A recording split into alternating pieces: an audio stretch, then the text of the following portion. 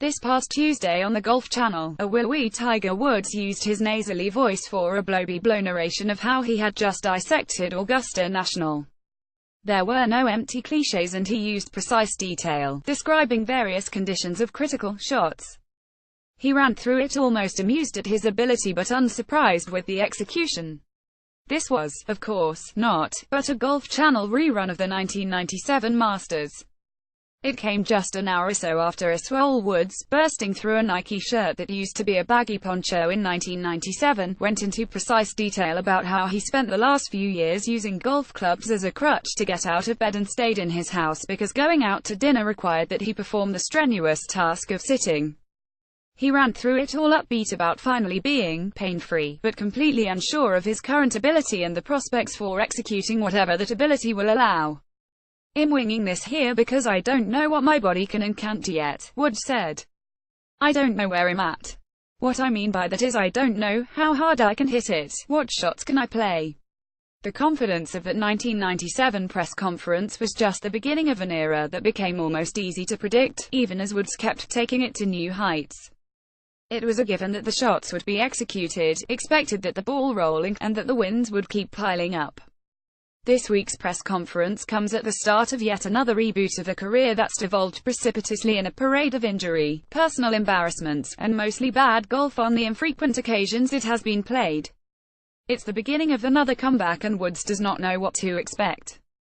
And even with a recent pattern of re-injury, no one else does either despite all the pronouncements coming from commentators that range from unhinged enthusiasm to overwhelming dread.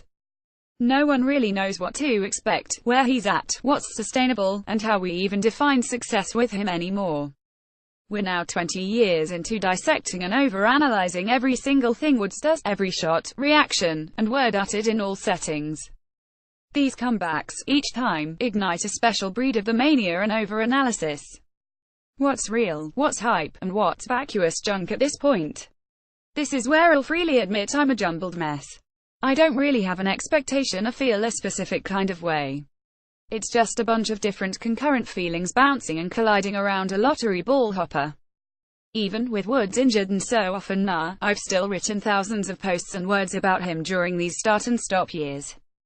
I've written takes, recaps, reflections, and discussed hypotheses and conspiracy theories with friends. I've fed the beast and it's ranged from the bubbly and enthusiastic to sometimes cruel. I don't have a grand stand to make with any kind of certitude or a prognostication to fire out there. At this point, with this comeback, I can't distill down the jumbled mess. Maybe that's why you came here or what you want to read. If you make me take an educated guess, I suppose I'd say we're being set up for more disappointment. But we'll have a better idea in 4 days after he's played his Hero World Challenge. Tiger during Monday's practice round in the Bahamas. Kyle Teradausa Today Sports. So with that, here are 10 feelings I've got bouncing around after reading about, reflecting on, and considering yet another Woods comeback. Excitement. Let's get to some good stuff off the top. While so many Woods rounds in recent years have been depressing slogs, these first comeback events are exhilarating. You always hear murmurs and second-hand anecdotes about how great Woods is looking ahead of these comebacks. This time around, his peers have made a unanimous presentation that the swing speed is back with Woods. That's not been the case in prior comebacks. He's moving it with the driver and back to bombing it out there off the tee, we're told. Ricky Fowler said he was hitting it way by him at their club in South Florida. Brad Faxon said Woods hit it past Dustin Johnson, maybe the biggest hitter in the world, half the time during their game last week. DJ then also added that he thought the speed was back in an interview earlier this week. During a promo on Wednesday, Woods poked one some 340 yards, driving the green of a par 4 and making eagle. I'm always a little juiced up and excited to see Woods in that first event back, and that's amplified a bit, this time by the indications that the tee balls are flying in a way they hadn't returning from prior back surgeries. It's exciting that he might be bombing it again, but that also generates fear. With that speed comes aggression, and Woods' body hasn't exactly held up well to the violence of the golf swing. He said on Tuesday he's just swinging full speed for about a month, so, despite all the intense rehab, there's not much real sustained golf testing here. When Woods talks about winging it, and still trying to figure out what his new body can do, that's a little unsettling. He said his doctors have told him he's fully clear to go after it, but there's still some apprehension going forward, and there's no doubt this week is a big step for me to be able to play golf and be explosive and hit shots. We've got a full library of Woods wincing, grabbing his back, and even falling to the ground in pain from these past 5 years. We've been told before that the surgery fixed everything and he didn't need to worry about re-injuring himself, only to then see a comeback last just a few tournaments. His body is a broken-down mess at this point, and given all those winces, there will be some fear there watching every swing this week, year, and perhaps for the rest of his career. There is a distinction here with this surgery, however, and that provides some hope. As Woods said repeatedly, he is now fused, which could be a nice little addition to the Woods vernacular. This surgery was different than his prior microdiscectomies. The announcement that he had fusion surgery back in the spring came with a disclaimer from Woods' friends and confidants that this was just about being able to try and have a normal life again, not to be a pro golfer. Woods admits this fusion has made his swing more stiff, but is adamant that he's completely pain-free, which he says wasn't the case in prior comebacks from the other kind of surgeries. The caveat is that we were told he was pain-free and back to normal before those comebacks too. But there's hope that, just by the nature of this being a completely different surgery, the possibility of immediate re-injury is smaller than in the past. Hope that this time is different, and "now I'm fused" is the rallying cry to the start of a glorious run of health.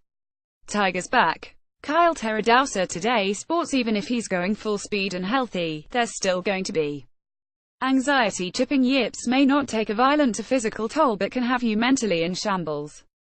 Now, Woods seems to have eradicated whatever it was that made him incapable of performing the very basic task of chipping a golf ball. It was largely concluded that he had the yips, and pros who have had the chipping yips, the ones who were still able to have a career, say they never really go away and are always in there waiting to resurface. More than any of Woods' golf troubles and failures in recent years, the injuries, wildness with the driver, an occasional topper shank, the bout with the chip yips was absolutely the most startling. It was jaw-dropping, incomprehensible, whatever strongest possible term of shock you want to use. He could not play golf. You tend to put about the chip yips stretch out of your mind because so much of the conversation focuses on his health. But for me, there will still be some anxiety every time and he's got to execute those shots. His short game is probably not going to be very sharp this week. There will be imprecise chips, and this Albany course will present a bunch of tight lies around the green. He handled that fine last year, and another 4 days of yip-free golf will provide some relief. Even if his game is complete trash, there's an element of relief just to have Woods playing competitively again at all. The fusion surgery announcement came with many calls for Woods to officially retire from competitive golf. I wrote a bit about that nonsense, and retirement is often a grey area in golf. You don't hold a teary press conference to say you're finished. You slowly phase out, become less competitive, maybe play the senior tour a bit. Telling Woods to retire was always stupid, but the fusion surgery raised the serious possibility that we'd never see him again. Just over a month ago at the President's Cup, Woods, in very specific context, allowed that there definitely could be a scenario in which he never played competitive golf again. So it's a relief that we've staved off some definitive ending of his career. It's not over, but the way he's working back has given me some feelings of peril. Every name Woods cited as a practice partner in this past month is some young thoroughbred. He said he played with Justin Thomas, Rory McIlroy, Dustin Johnson, Daniel Berger, and Ricky Fowler. He couldn't have mixed something in with, I don't know, Steve Stricker and Rocco Mediate. It seems perilous to me that Woods, given his ravaged 41-year-old body, immediately started testing himself against all these big-hitting 20-somethings at the very top of the world rankings. Given how precarious his health has been in recent comebacks, trying to keep up with the most aggressive, athletic, big-hitting 20-something studs in the game just seems inadvisable. Work your way back to measuring yourself against them. It feels like a perilous approach that hasn't gone well in the past comebacks. The 18-man field this week is also comprised of most of those thoroughbreds, who continue to shower the tournament host with gratitude. Thank you for coming back, Woods, our most benevolent golf sugar daddy. It's indisputable that Woods, and Woods alone, has taken the game to heights not previously conceived. Whether it's TV ratings, ticket sales, exorbitant purses, media coverage, all of it was pushed by Woods. He created the modern PGA Tour environment, and while the pro level has a strong young cohort, having Woods back is good for so many parts of the game. It's obvious, I don't need to go into detail again lest we make you weary. The Tiger mania around each comeback is draining, forces you to roll your eyes repeatedly, and makes you skeptical of just about everything you hear and read. We've been down this road before, and it's a road that ended abruptly into a pit of sadness. We got the play-by-play of each practice round shot and heard about how good he looked. We got the reports out of his club at South Florida saying he looked fantastic. The notorious worst ball 66 will go down in infamy.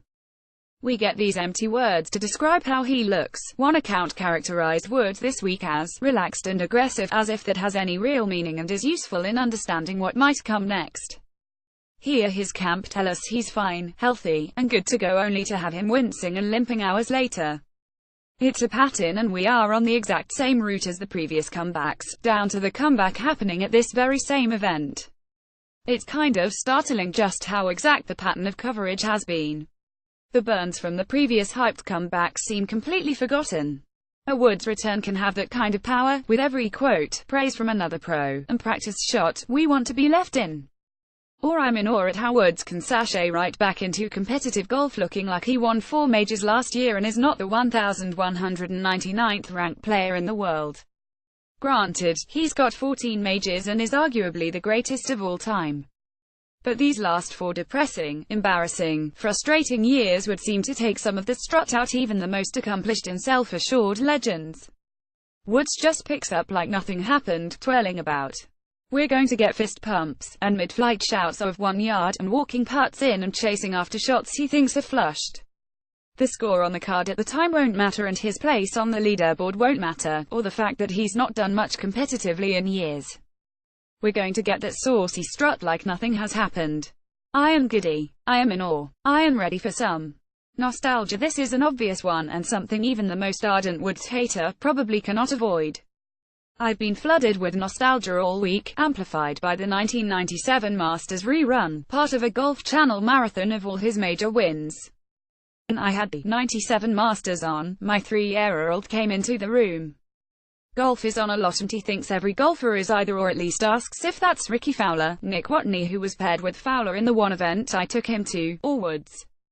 He's never seen Woods play and should have no impression or attachment to him, but he's always asking if that's him, or if he's going to see Tiger next, or where is Tiger. A rerun like this was one of the few occasions where I could actually say, yep, that's him.